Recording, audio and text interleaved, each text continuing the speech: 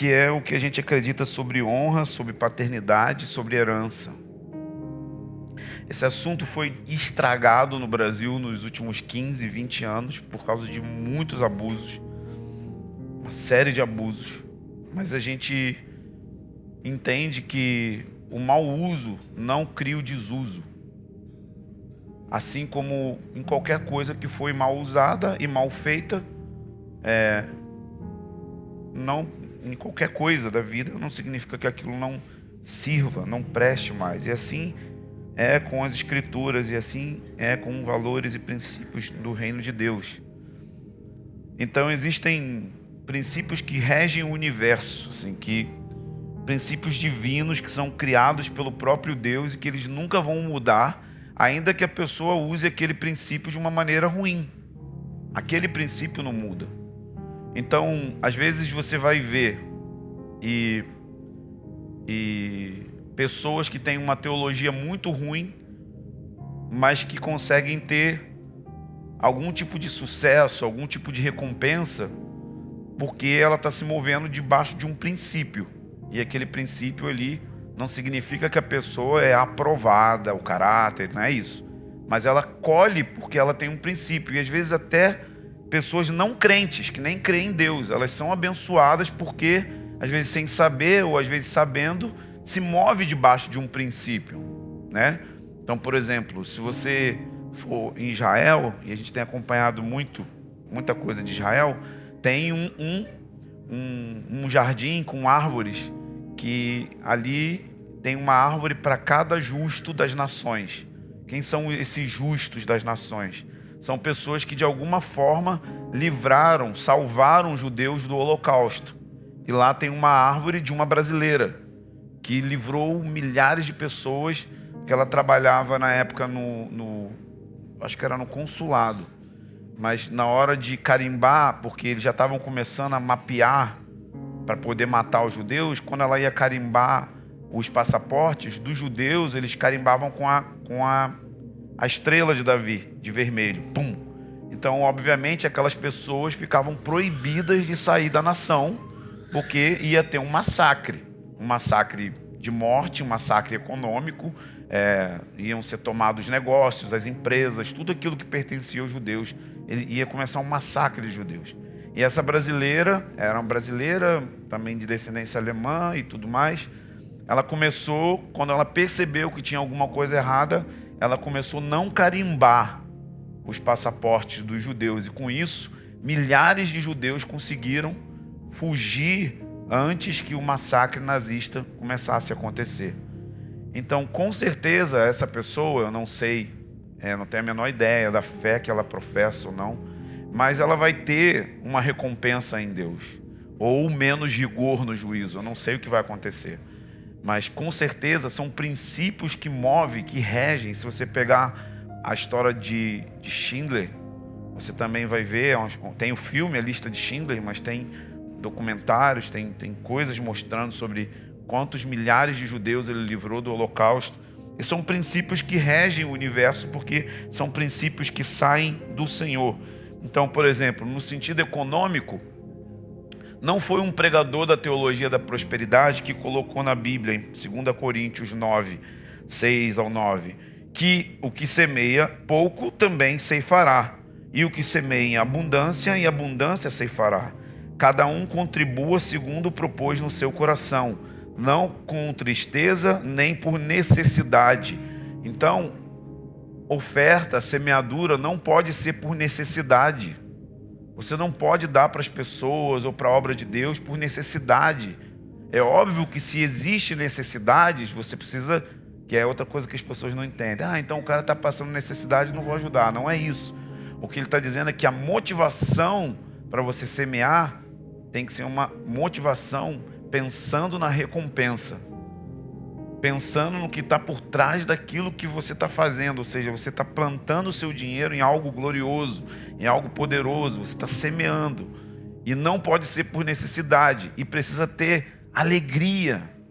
Você imaginou isso? Pessoas dando dinheiro para algo honroso com alegria, e você experimentar encontros de poder com Deus nas suas emoções, porque você é doador. Por quê? Porque você está imitando o caráter de Deus, que é doador. Então Paulo fala para você não contribuir segundo tristeza, segundo a necessidade, porque Deus ama quem dá com alegria.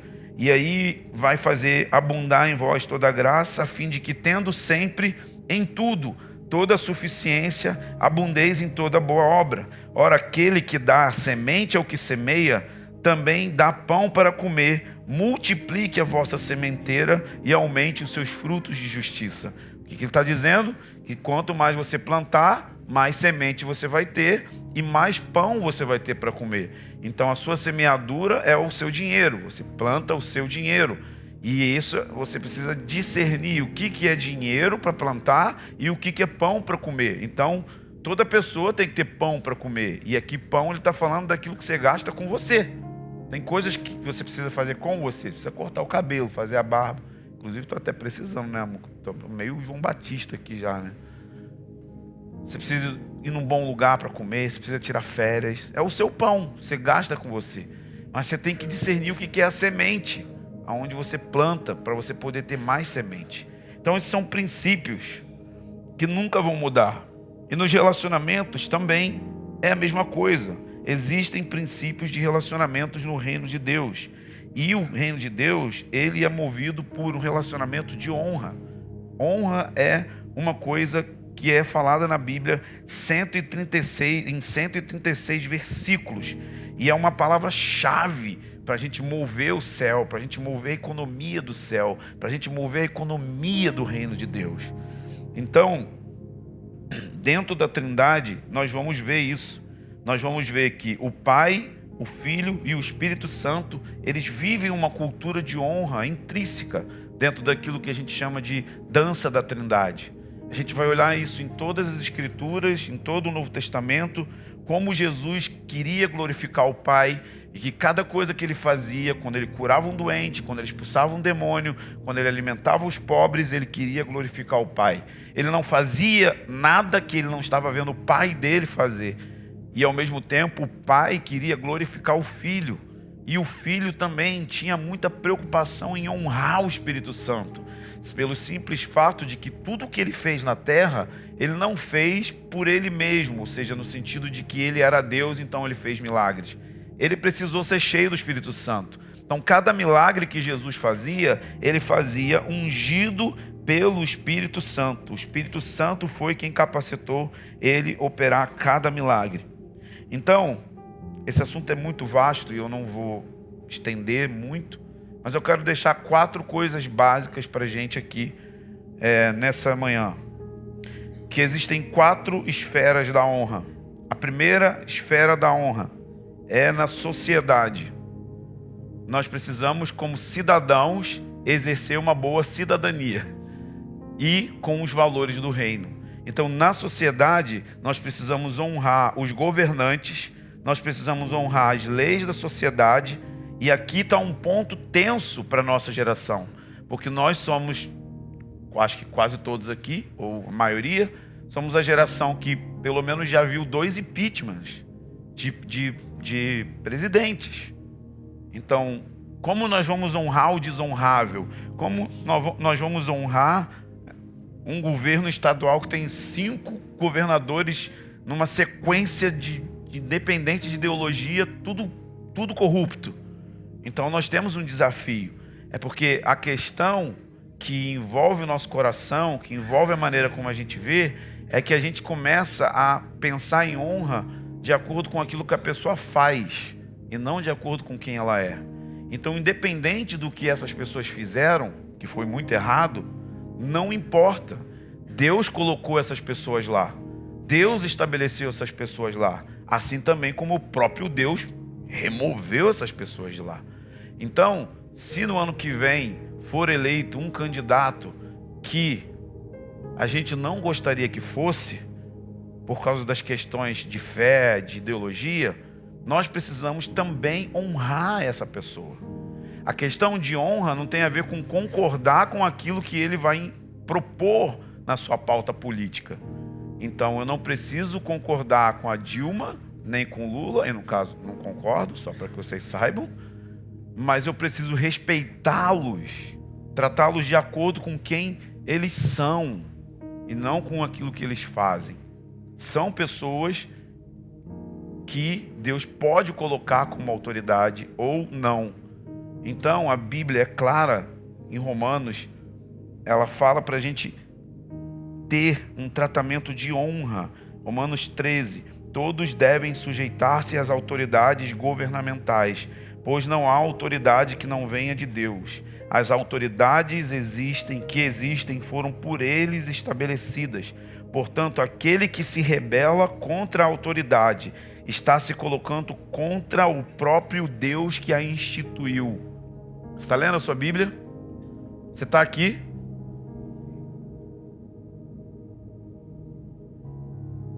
Se coloca contra o próprio Deus que instituiu. Eu não preciso concordar com ele, mas eu preciso fazer o que Paulo fala para a gente fazer. Ore pelas autoridades. Ore para que Deus abra os olhos. Ore para que Deus toque. Ore para que a gente tenha uma vida pacífica. Ore para que a gente tenha uma vida reta, uma vida de justiça. Ore para que os anjos movam, influenciem na autoridade que esses homens receberam. Que haja uma intercessão para que essas pessoas que foram colocadas em autoridade funcionem de acordo que a igreja seja guardada, que as nossas famílias sejam guardadas. Então, nós precisamos aprender esse princípio básico de honrar as autoridades. Quando que eu posso desobedecer uma autoridade? Qual é a cláusula do contrato? Bom, primeiro, essa sempre é uma pergunta que as pessoas fazem, o que me preocupa muito. Porque parece que ao invés de você querer aprender como obedecer às autoridades, você está mais preocupado em como escapar da obediência à autoridade. Quando que eu posso? Sempre é essa pergunta. Mas quando que eu posso desobedecer o meu pai? Mas quando que eu posso desobedecer o governador? Mas quando que eu posso desobedecer o meu pastor? Então parece que as pessoas estão sempre preocupadas mais com isso do que com o princípio de dobrar o coração em submissão. Então, é possível desobedecer uma autoridade quando essa autoridade começa a exercer uma autoridade fora das linhas da Escritura, fora das linhas da palavra de Deus, fora daquilo que nós temos por fé. Por exemplo, Pedro foi proibido de pregar o evangelho, certo? Pelas autoridades de Israel. E ele disse exatamente assim: vou obedecer a homens ou vou obedecer a Deus?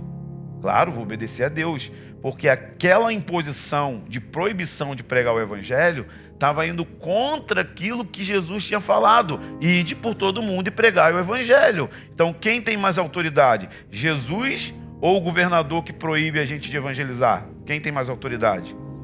Então eu posso quebrar a que a gente chama de desobediência civil, ok? Então a desobediência civil vem quando aquela lei civil ou aquela lei daquele governante se levanta contra a nossa fé, contra aquilo que a gente acredita.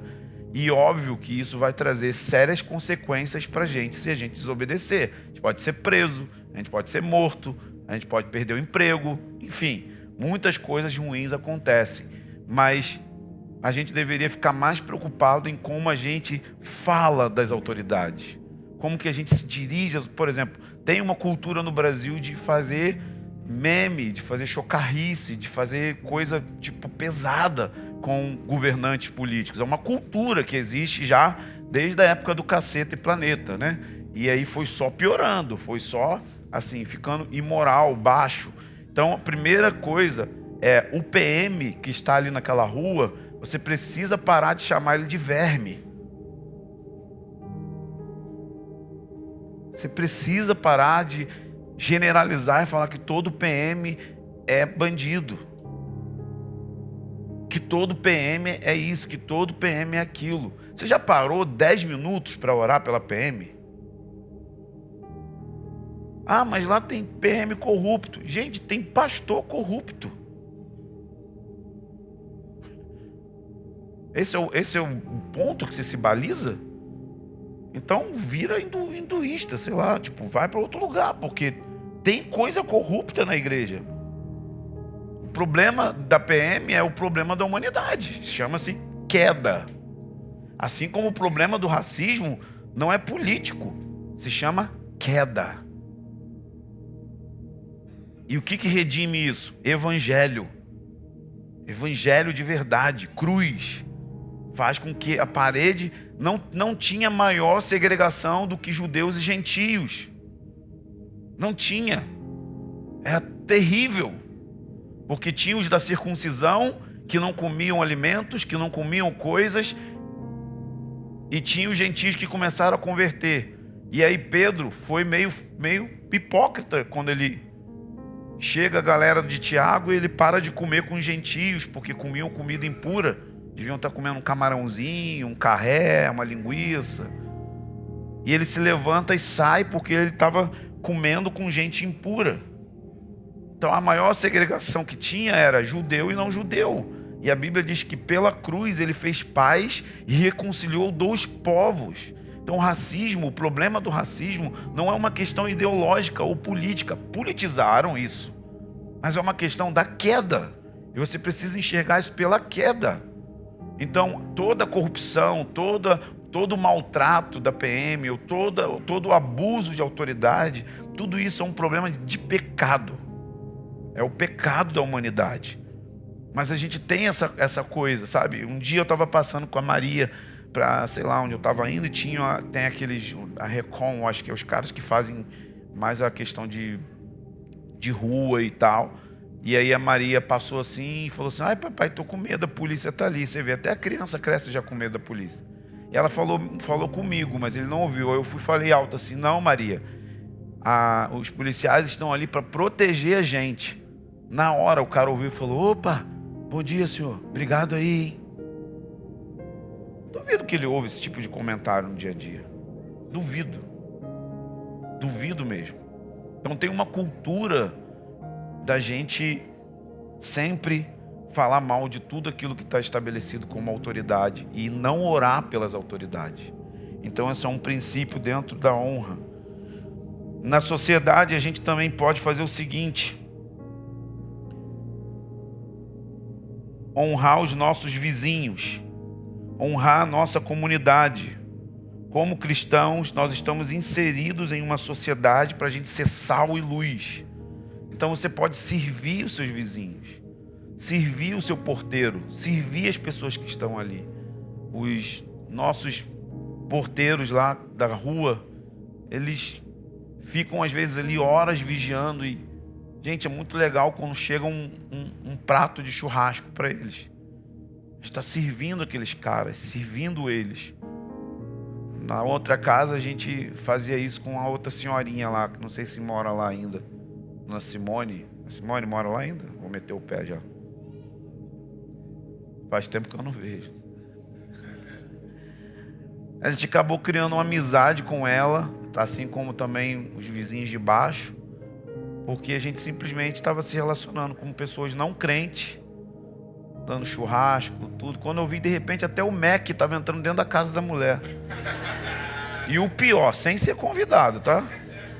Ele se apropriou da minha presença na casa da pessoa, tocou a campainha e falou: opa, tô com o Michel. Aí entrou.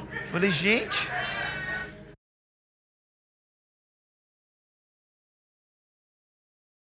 Então a gente pode também honrar os nossos vizinhos, servir os nossos vizinhos, sabe? Isso é honra na sociedade, é brilhar nesses lugares. E não precisa ficar negócio de estar amarrado, repreendido. A gente não falava nada. As conversas com o cara curtia comida e churrasco, e ele é colecionador de carta de vinho, aí ia mostrando assim em qual país que ele foi para tomar tal vinho, não sei o quê, e o papo era esse. E aí, do nada, assim, tipo, a gente falando de nada, não era nada religioso. Eu comecei a ter palavras de conhecimento para a mulher. E aí ela falou assim: vocês têm uma energia boa. Eu falei: eu acho que isso é bom, então. Acho que é bom ter uma energia boa. E aí eu comecei a falar da infância dela e de profetizar, de falar coisas que ela estava sentindo. Aí ela chegou para a Maíra e falou: você é psicóloga? Eu acho que você poderia ser psicóloga. Você sabe ouvir bem, você sabe falar bem sobre isso. Acho que você tem uma vibe de psicóloga. Ela toda... Aí quando ela começava a falar do que ela cria, ela falava: ai, tô falando coisa que você não crê, que tá errado. Eu falei: não, fica à vontade. Só tá falando de espiritismo, sétima encarnação, mas tudo bem. A gente vai conversando aqui. Não estou querendo te catequizar, não. A gente está aqui só para comer e beber. É isso que a gente veio fazer aqui, entendeu? Então a gente precisa aprender a ser sal e luz, sendo normal. Não vira anjo, não, gente. Chega lá, vira, tipo assim, seja você. E ama as pessoas, e serve as pessoas, e bate papo com as pessoas, sabe? Tenta achar os invisíveis na sociedade. Sabe quem são os invisíveis? Os garçonetes, os garçons, os lixeiros, a galera que limpa a sua rua. São invisíveis, eles não são notados, sabe? Todo ano eles passam a caixinha, aí a gente não dá nada, tá mal-humorado, não quero. Os caras metem mão em lixo, em vidro, todo dia ali servindo a gente, servindo. É o trabalho dele, sim, mas é ele que está lá, não é você. Você não está com churume na mão, ele está com churume na mão.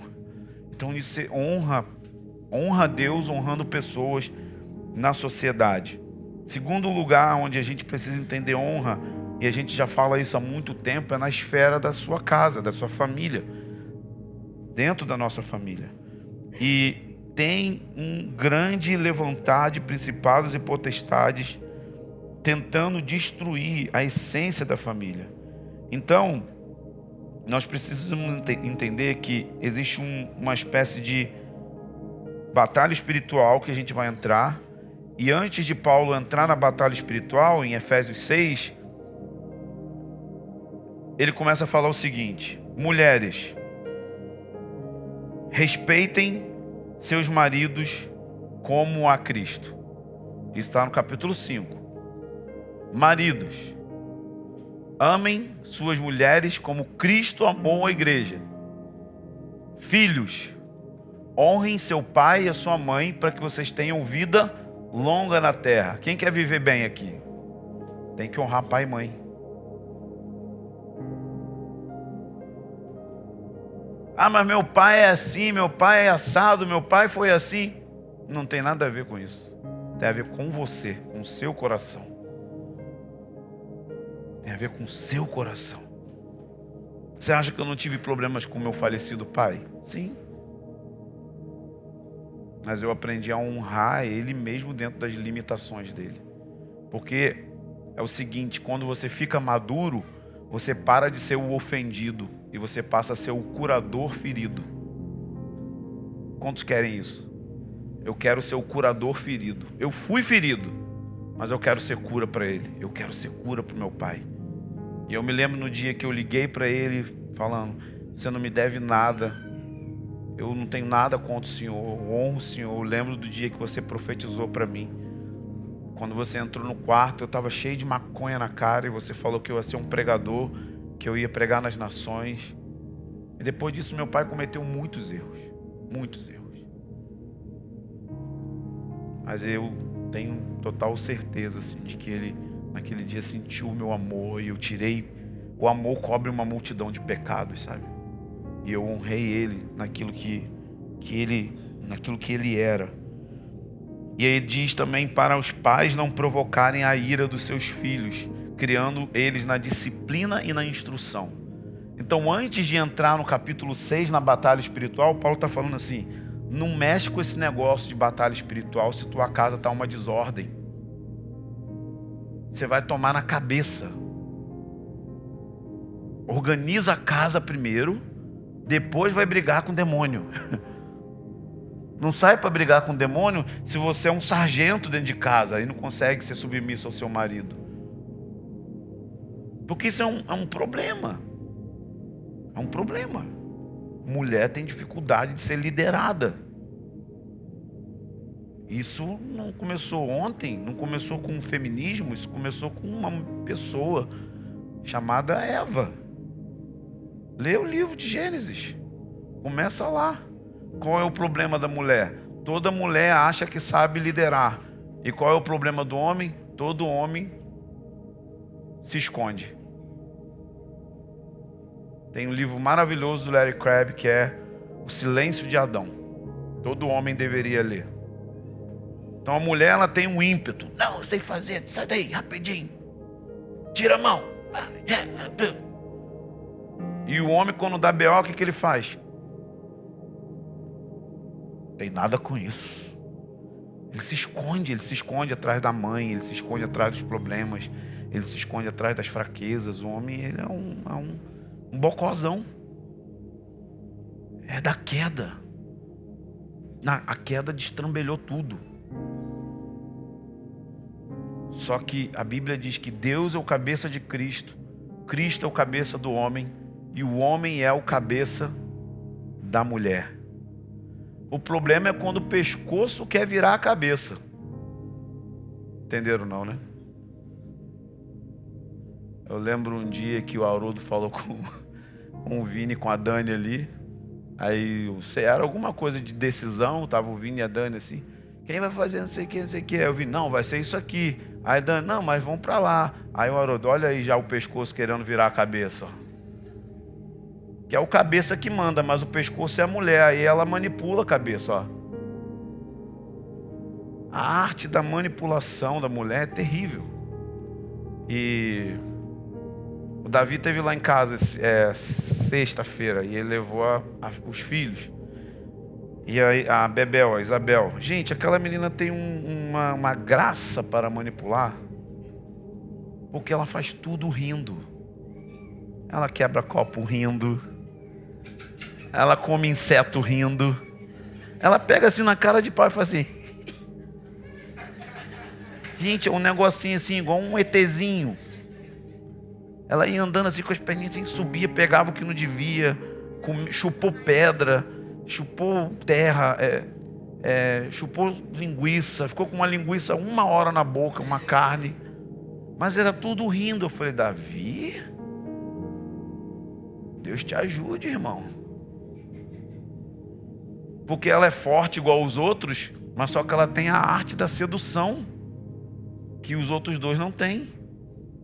Já vem já no pacote. Então o pescoço toda hora quer virar o cabeça. Então nós precisamos entender princípios em casa. Sabe, eu sou do tempo em que a mulher servia primeiro o marido. Tinha um respeito. Tinha toda uma coisa assim, não, é o marido. Eu lembro quando meu sogro chegava do trabalho, minha sogra quase ia tropeçando, dando rolamento para abrir o portão rápido. Era até exagerado. Eu falei assim, meu Deus, foi a primeira buzina. Pipi. Ela, chegou. Aí caía no chão, rolava, levantava cheio de terra. Não podia deixar esperando. Falava, gente. E aí, tipo assim, botava a comida dele. Foi se perdendo isso. Foi se perdendo isso. Porque a gente acha que honra tem a ver com o que a pessoa faz ou deixa de fazer. Mas não por quem ela é, quem ela representa.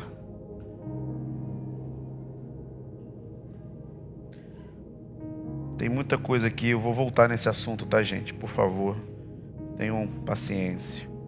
Por último, aqui, honra no quesito ministerial ou eclesiástico. 1 Coríntios 4:15 diz assim: de fato, mesmo que tenhais milhares de educadores em Cristo, não tendes muitos pais, pois fui eu que pelo anúncio do Evangelho vos gerei em Cristo Jesus. Quem desata algo sobre os filhos não é ninguém além do pai. Você pode ter muitos mentores. O que são mentores ou tutores? Pessoas que te influenciam em coisas boas, que você ouve, que você lê num livro, um autor, ou alguém que você vai ter relacionamento. Eu tenho mentores, eu tenho várias pessoas que eu me inspiro. Mas pai, eu tenho um só. Pai é o Harold Walker. Eu ouço Abinério, eu ouço Billy Humphrey, eu ouço outros irmãos, mas aquele é meu pai espiritual. É com ele que eu abro tudo. É ele que vai lá em casa resolver problemas no meu casamento quando a gente não consegue resolver sozinho. Você sabe que tem um momento do casamento que você precisa de alguém maduro para entrar no meio e resolver o BO. Essa pessoa que faz isso comigo e com a Maíra é o Haroldo. Então a gente não... O Haroldo não é o pai que eu quero. Ele é o pai que eu preciso. Porque pela minha forma de se relacionar, eu sou emotivo, sou sanguíneo, eu sou intenso, eu sou exagerado, eu sou zoeira. Inclusive eu estou conseguindo fazer ele rir das minhas piadas. Eu sou uma pessoa que gosta de ouvir elogios, que é tipo quase um demônio. Porque palavra de afirmação é a pior linguagem de amor do mundo, né? É quando a pessoa se sente amada quando alguém diz que ela fez algo bom. Então é tipo assim, pô, me elogia aí, irmão. Só que o Haroldo, disso tudo que eu falei, ele é 100 vezes o contrário. É um elogio a cada 20 anos. É uma manifestação de emoção a cada 100. A última vez que ele foi lá em casa, ele chorou na nossa frente. Eu posso contar no dedo as vezes que ele chorou. Ele chorou falando, você acha que eu não sinto dor de tantas vezes que eu falo com as pessoas e elas não mudam? Me mostrou a ferida dele. Estou há anos fazendo isso. Elas não mudam. Eu falei, nossa, eu sinto isso há 20 anos. Ele sente isso há 50. Elas não mudam. Então o que eu comecei a fazer? Aprender como ele funciona, ao invés de ficar reclamando como ele é. Qual é o jeito que eu pego esse cara? Como que eu consigo entrar? A Maíra é mais fácil. Ele mima a Maíra. Todo quanto é jeito. Maíra é filhinha dele do coração. Eu sou só o que toma na cabeça. Maíra vai no shopping, escolhe o que você quer. A Maíra vai escolher uma bolsa. Eu falei, Deus não dá asa à cobra. Se ele fala isso pra mim... Lá no Dom Pedro, sim, mas era no Dom Pedro, o maior shopping do Brasil. Falou, escolhe o que você quiser. E falou assim, não seja mesquinha. Eu falei, iPhone.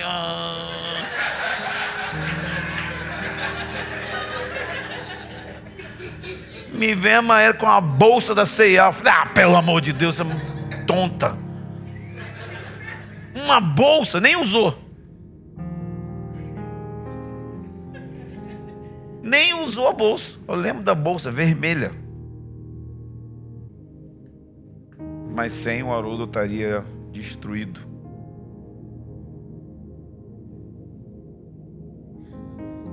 Mas custa. Eu estava em casa quietinho. Na moral. Terça-feira o telefone toca. É muito bom, muito bom. Quero que você venha amanhã para São Paulo. Sinto que você não está bem e a gente quer ministrar sobre você. Falei, Haroldo, não tem sentido eu ir para São Paulo amanhã, Haroldo. A gente já tinha combinado. Ele, não, mas acendeu a lâmpada vermelha, tem que vir agora, é amanhã. Eu estou mandando você vir. Falei, maluco, fui igual o seu Madruga. Jogando chapéu no chão, pisando, reclamando dentro do carro. Foi eu e o Fábio Coelho, fui murmurando. Aí a Maíra chega pra mim na hora errada, né? Ué, você não queria um pai? Dá pra ficar quieta nesse momento? Você não fala de submissão? Falei, então, sim, mas calma. Fui eu. Na volta... Saí de lá 4 da tarde, cheguei em casa meia-noite. Maluco, que raiva. Odeio viajar de carro, muito ruim. eu fico esgotado, totalmente esgotado, não aguento. E pega trânsito, e pega isso, e pega aquilo, e caminhão que vira. Teve uma hora que o carro quase entrou debaixo de um caminhão de ferro, que eu falei assim, sangue de Jesus tem poder pra caramba. Aí o coelho, caraca, mano, pra caramba? Eu falei, um plus, né? Porque eu vi a morte vindo. Então falei que tinha poder pra caramba. E me salvou.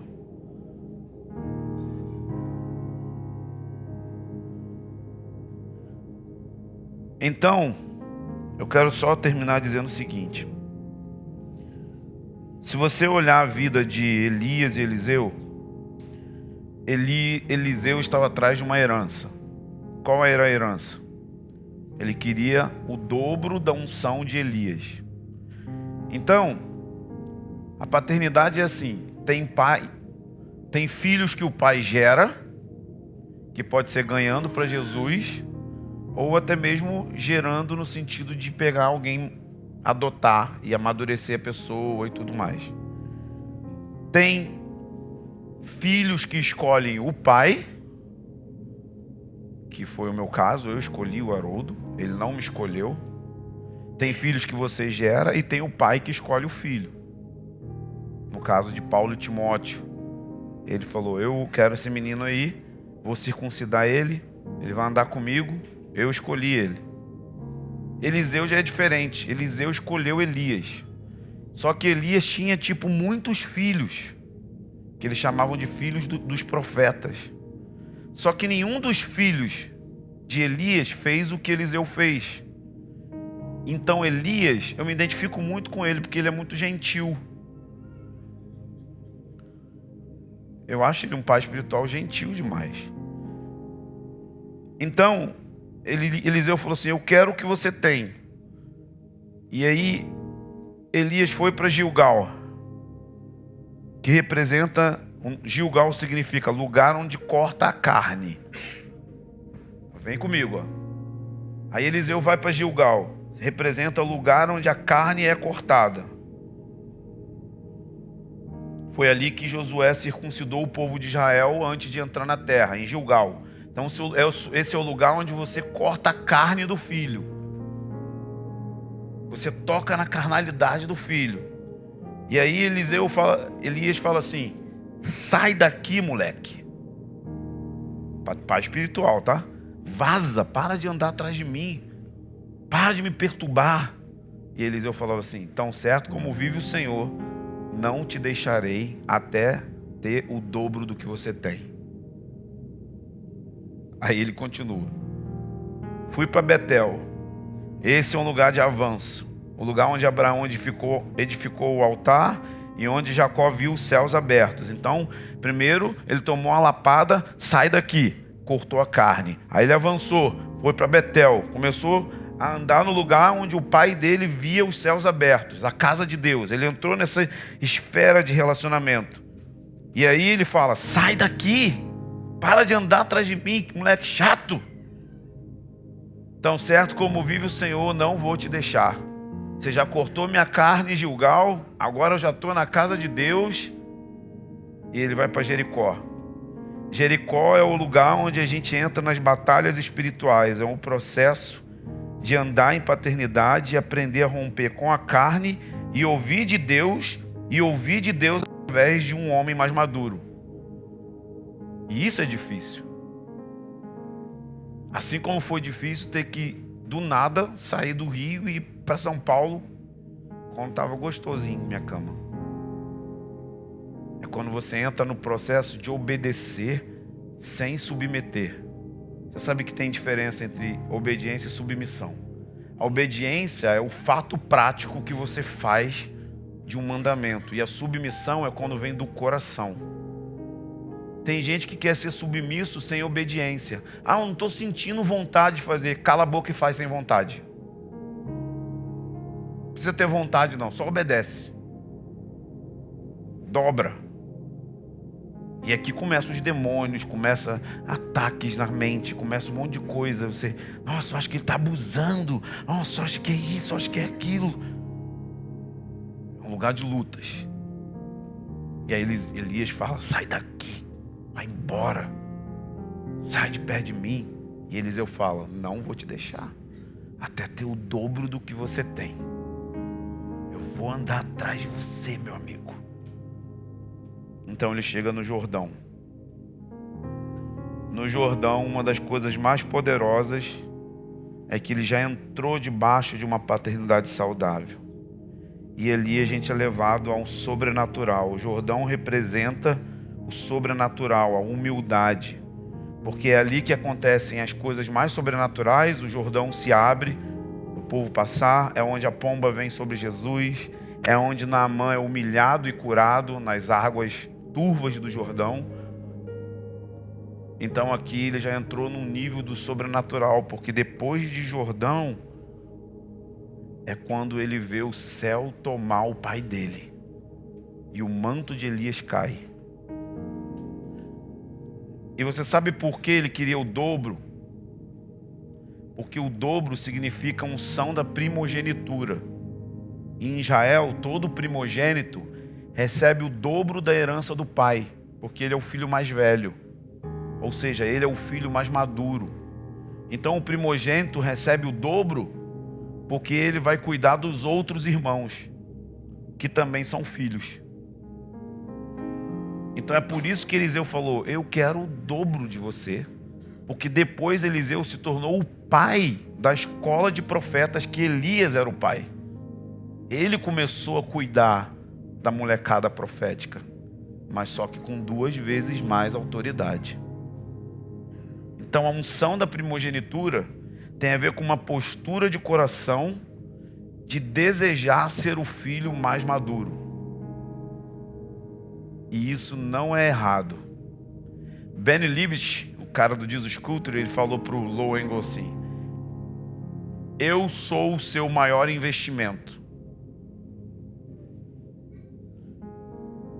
Eu sou o seu maior investimento. E eu vou andar atrás de você. Você teria coragem? Eu quero tudo que você tem. Eu sou o seu maior investimento. Quando eu andar pelas ruas, as pessoas vão lembrar do seu legado.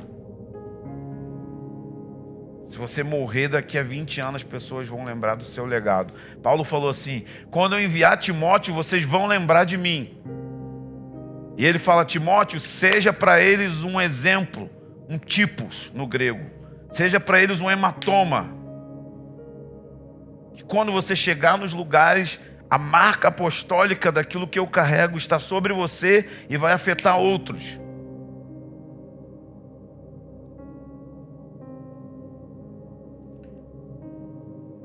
Então um pai espiritual não é necessariamente alguém que você vai ter um relacionamento muito próximo.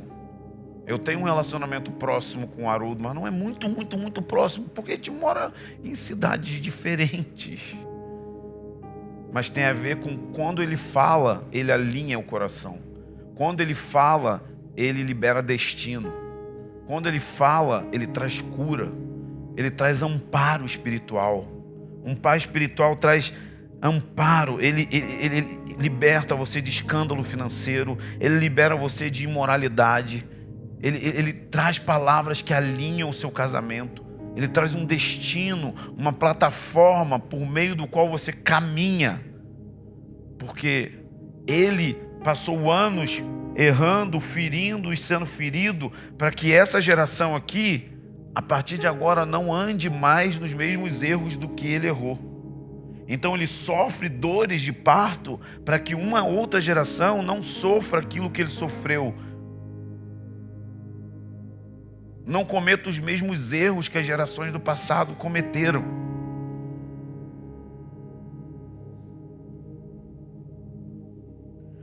Então as pessoas sempre falam assim: como que eu honro uma paternidade? Como que eu honro alguém? A primeira pergunta que eu faço é: onde você estaria se não fosse eu e a Maíra? Como estaria o seu casamento? Como estaria a sua vida? Como estaria a sua vida, Tainá e Pacheco? Não ia estar nem morando aqui no Rio, já ia fazer bosta.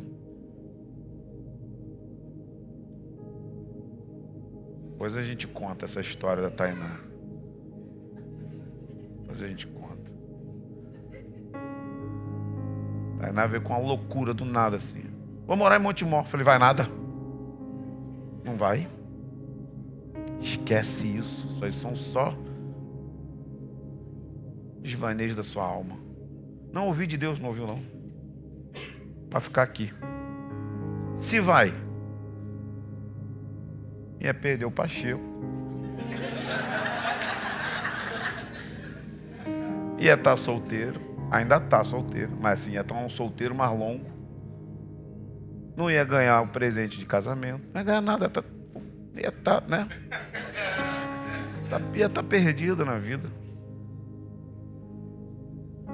É um detalhe, cara. Um detalhe que muda tudo quando não ouve uma palavra. Não faz isso, vai dar errado. Porque eu sei que vai dar errado. Então a primeira pergunta que você tem que fazer para você mesmo é isso: onde eu estaria? Porque a honra começa com uma disposição de espírito. É no coração. Não tem a ver com dinheiro. Tem a ver com dinheiro também. Mas não adianta você dar dinheiro se o seu coração, o seu espírito não é um espírito de honra, de gratidão. Começa com o espírito, com o coração. Tipo assim, como eu sou grato por essa família espiritual. Como eu sou grato por esse lugar. Como eu sou grato da minha família estar aqui. Como eu sou grato porque eu poderia estar em tanta loucura. E sabe que as pessoas às vezes pensam, pessoas daqui, elas acham que a igreja é igual a nossa em todos os lugares. Eu me glorio em Deus pela minha comunidade, com todos os problemas. Eu me glorio no que tem aqui. Eu me glorio em cada pessoa. Eu sinto saudade de vocês. Sabe por que eu viajo? E aí eu vejo como está a situação aí fora. Então a gente tem que ter um espírito de honra. Não só com coisas físicas, mas é o coração. Então nós temos honra para o alto, quando a gente honra alguém acima da gente. A gente tem honra para os lados, quando a gente honra pessoas do nosso convívio, irmãos. E a gente tem honra para baixo, quando a gente honra alguém que é mais fraco, quebrado, ferido, imaturo. Porque a honra não tem a ver com o que a pessoa faz, mas com quem ela é. Então mesmo a pessoa mais fraca, ela é uma filha de Deus, um filho de Deus. Então eu honro aquela pessoa porque ela é filha. Filha de Deus. Não é qualquer pessoa, ela é da nossa família. Honra para o lado, porque a Bíblia fala que a gente tem que brigar para honrar uns aos outros. Honrai uns aos outros, sujeitai uns aos outros. Então uma coisa é ouvir repreensão de um pai na fé ou de um líder de grupo. Outra coisa é aprender a ouvir repreensão de um irmão que é igual a você. Honrar que ele tem Cristo nele, que ele pode te edificar, que ele também pode te alinhar. Por quê? Porque ele está debaixo de uma paternidade, ele está debaixo de uma família, e toda família vive em amor, e toda família tem uma visão de vida. Estão entendendo, gente? Mas a honra que traz recompensa maior é quando você honra para cima.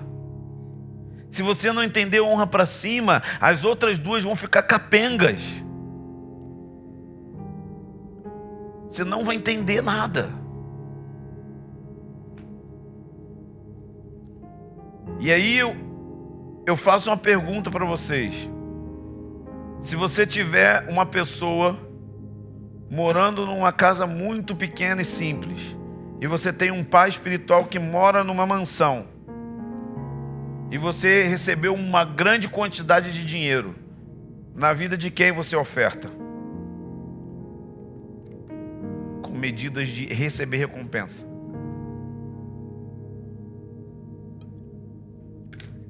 Vamos lá, gente? Na prática é na vida do cara que está na casa pequena. Sabe por quê? Porque a gente confunde oferta com esmola. Eu não quero a sua esmola.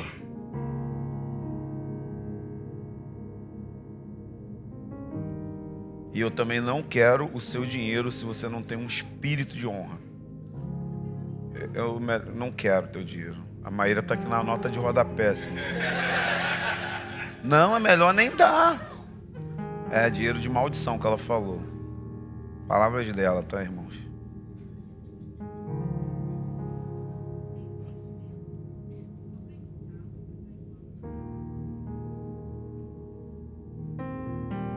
Só que tem um parêntese. Eu creio em honra honrando. Me imita. Quer aprender honra? Anda comigo e me imita. Me imita. Eu nunca vou fazer isso com Haroldo. Ele quis rejeitar o meu dinheiro, a minha oferta. E eu sei que ele não precisa das minhas moedinhas. Tem 30 vezes mais do que eu, economicamente falando. Ele falou, não precisa. Eu falei, então, não tem nada a ver com você, tem a ver comigo. Se você tiver um jatinho, eu vou continuar ofertando. Se você morar numa mansão, eu vou continuar primiciando, eu vou continuar dizimando. Não tem a ver com você, não tem a ver com o que eu reconheço em você. Tem a ver com o que você sabe. Se não fosse você, eu não saberia o que é educar filho, eu não saberia o que é cuidar de uma esposa, eu não saberia o que é cuidar de uma igreja, eu não saberia nada. Então não tem a ver isso. Eu não preciso ser amigo íntimo dele, sabe? Porque tem gente que às vezes oferta, mas ela quer manipular a pessoa quem ela oferta. Tem um cara chamado Martin Scott, um grande profeta. Ele vinha no Brasil e aí a galera de igreja grande dava muito dinheiro e tal, mas queria manipular ele. Ele era bem místico. Se ele sentisse de não ir, não ia. Imagina, conferência marcada, um cara, banner. Eu senti de não ir, não vou não. Aí o que ele começou a fazer? Ele pagava a própria passagem ao hotel dele. Aí quando chegava aqui, eu queria manipular, ele falou, não estou sentindo de Deus não. Vou em outro lugar, vou pregar lá na favela. Que as pessoas queriam comprar o dom dele. Então o meu dom não está à venda, tá, gente? Eu não estou à venda. Mas aprendam a honrar quem está acima. Aprendam a honrar com o espírito, com o coração. E aí depois disso, tudo isso se espalha pela comunidade. Tudo isso se espalha pela vida normal, pelo entendimento de como tratar na sociedade, na família, com os irmãos, com os mais fracos e tudo isso.